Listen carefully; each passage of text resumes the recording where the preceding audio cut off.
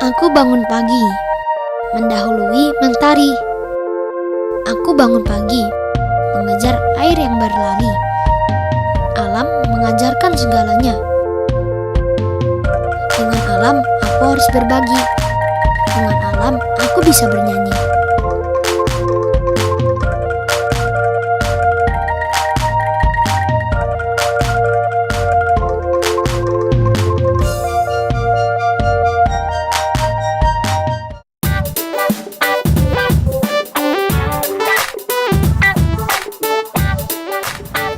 Tutuli Handayani.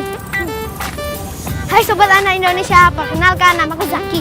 Nah, sekarang Zaki berada di depan patung Ki Hajar Dewantara. Ki Hajar Dewantara adalah salah satu tokoh pendidikan Indonesia. Nah, kota Jogja ini memiliki julukan, yaitu Kota Pelajar. Nah, mengapa ya? Karena banyak sekolah di kota Jogja ini. Salah satunya sekolah alam. Katanya sekolah alam itu kebanyakan kegiatan yang ada di luar alam terbuka.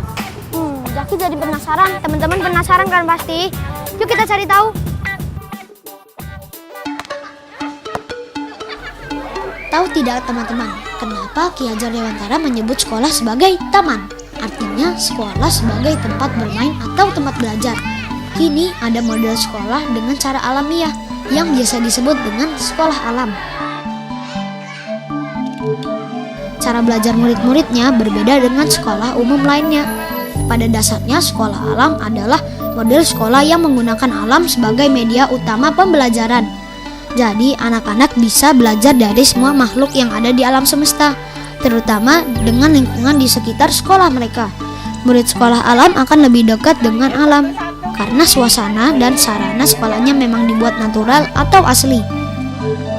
Lokasi sekolah alam biasanya sangat dekat dengan lingkungan alam, seperti sawah, kebun, atau sungai.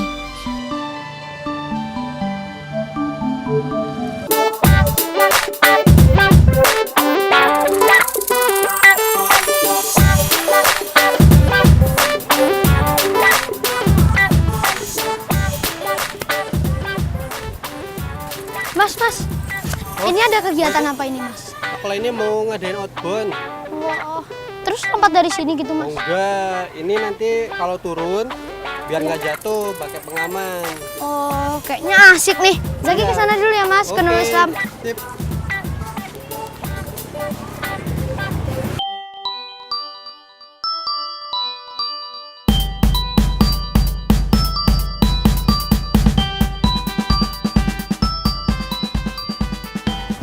Hai teman-teman, sekarang Zaki berada di depan pintu sekolah alam Nurul Islam.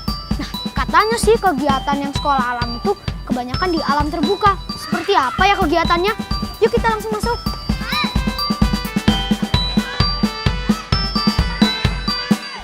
SD Islam Terpadu adalah salah satu dari sekolah alam yang ada di Jogja, berada di wilayah Sleman, Yogyakarta. Ruang kelasnya dibuat terbuka, sehingga murid bisa merasa lebih lega dan bebas. Asyik ya, bisa belajar sambil melihat pemandangan di luar. Yang penting tetap bisa konsentrasi ketika menerima pelajaran. Biasanya guru pun memberikan pelajaran dengan metode belajar sambil bermain, sehingga murid menjadi tidak bosan.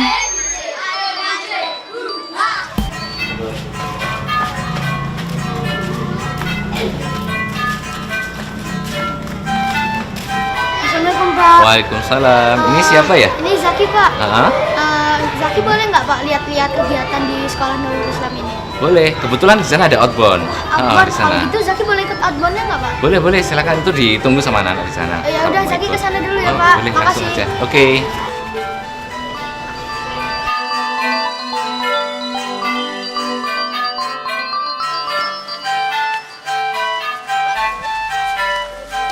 Kali ini, murid kelas 4 sedang melaksanakan kegiatan outbound di Sungai Bedok yang posisinya tepat di samping halaman sekolah mereka. Outbound favorit mereka adalah Tangga Cita-Cita. Wah, seperti apa ya? Pasti seru nih.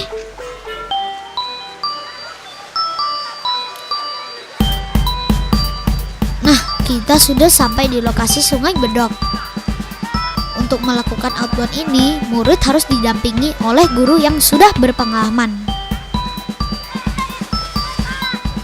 satu persatu murid harus meniti tangga dari bambu. Tangga itu diikat menggantung menggunakan akar mantel di bawah sebuah jembatan.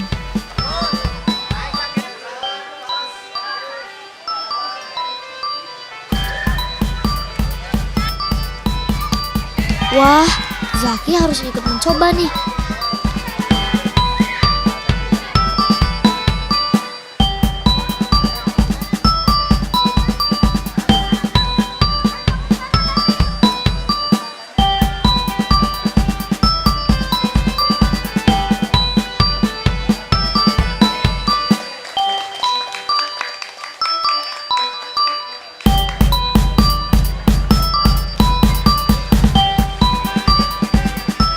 Ujung bawah tangga berada di sungai. Bambu itu akan selalu bergerak.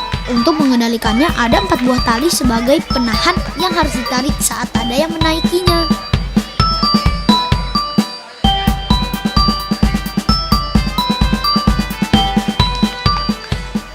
Ternyata sulit juga menaiki tangga ini, apalagi setelah mencapai di puncak. Tapi Zaki harus berhasil.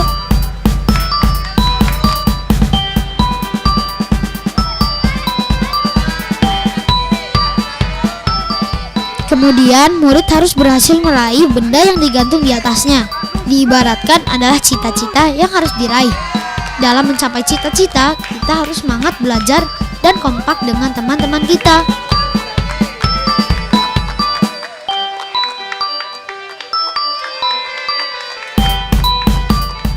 Seru! Kayaknya asik banget loh, menyenangkan buat anak. Pokoknya keren banget. Aku anak Indonesia. Aku anak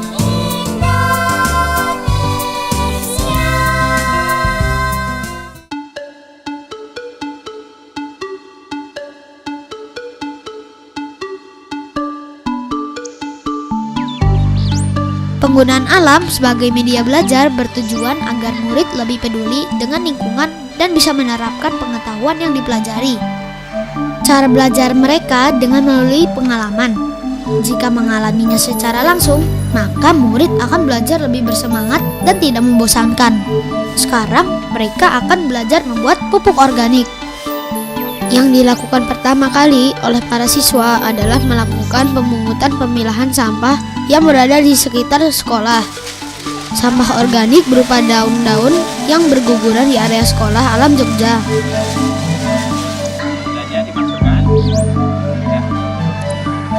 Untuk proses kompostingnya digunakan bakteri pembusuk EM4.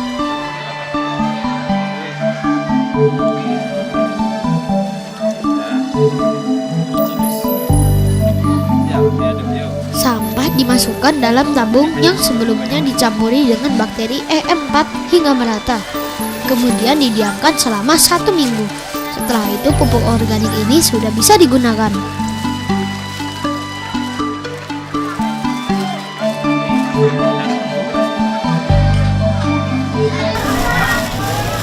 Pak, ini nyampe prosesnya ngapain? Nah, ini setelah beberapa minggu kemarin kita kasih EM4 untuk fermentasi, kita udah dapatkan hasil dari kompos yang sudah siap digunakan untuk pupuk. Nah, ini kita akan wadahi dalam sebuah plastik ini. Nanti kita akan timbang, kemudian nanti akan kita jual di school market. Nah, kita timbang dulu ya. Nah, pupuk organik yang sudah jadi lalu dikemas dan ditimbang, kemudian disetorkan ke toko nuris untuk dijual. Nah, dari pengalaman ini murid bisa belajar tentang memelihara alam dan pemanfaatan limbah. Ternyata sampah juga bisa menghasilkan uang loh. Ini teman-teman, pupuk nuris.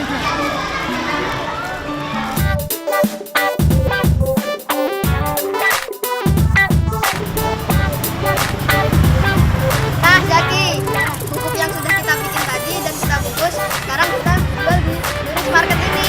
Yuk kita masuk yuk. Yuk.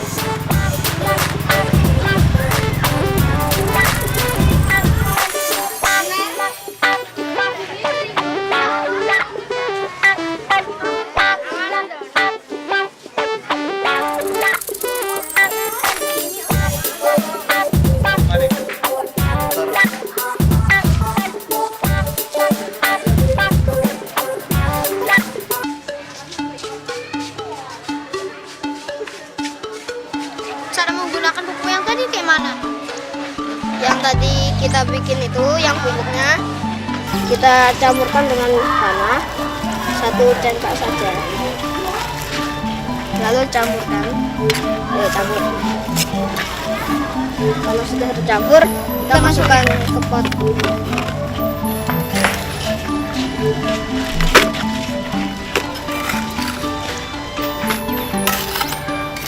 Terus diapain? Kalau sudah dimasukkan ke pot, kita masukkan bibit 3 atau 4 bibit.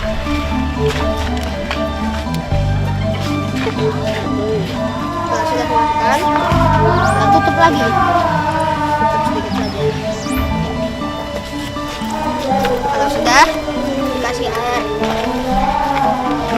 Pupuk yang dihasilkan bisa bermanfaat untuk menyuburkan tanaman yang ada di sekitar sekolah. Tanaman yang subur akan menghasilkan oksigen yang banyak, sehingga udara di sekitar terasa selalu segar. Murid tidak hanya terpaku pada teori saja, tetapi bisa mengalami langsung pengetahuan yang dipelajari.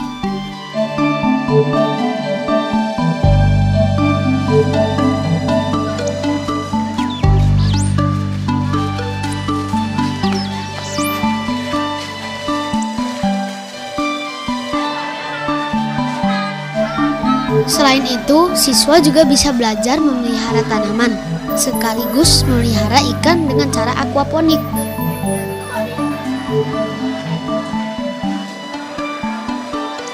Yuk kita lihat, kata Gesang, mereka baru saja panen lele. Jadi ikan yang ada sekarang tinggal sedikit. Ya, nggak apa-apa, bisa buat lauk makan Zaki nanti.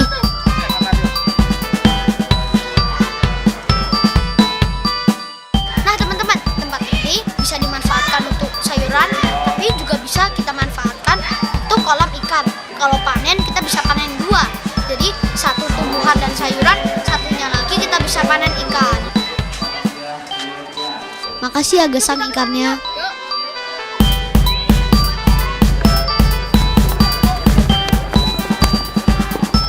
Nah, Zaki mau terima kasih sama Gesang udah bantuin Zaki bikin pupuk sama bikin ini nanam pohon. Nah, sama udah ngizinin Zaki buat keliling-keliling sekolah alam Nurul Islam ini. Nah, sahabat Nusantara, masih ada satu lagi sekolah alam yang bakal Zaki kunjungi, yang namanya Salam, Sanggar Anak Alam. Seperti apa ya? Nah, bentar lagi kita akan mengunjunginya. Tetap di Anak Indonesia Cerdas Ceria.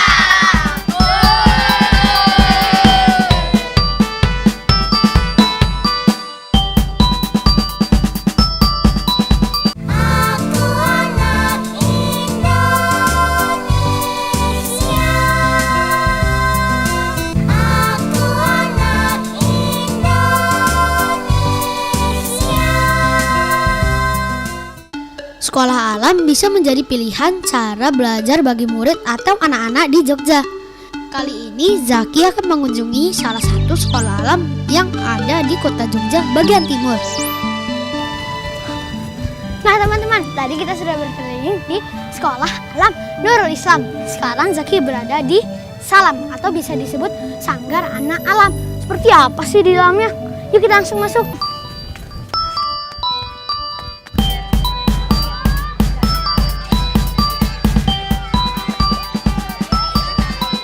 Sanggar Anak Alam atau Salam berada di daerah Nitiprayan, Kasihan, Bantul, Yogyakarta. Salam berada di tengah hamparan sawah. Sehingga untuk menuju ke sekolahnya, murid harus melewati jalan setapak.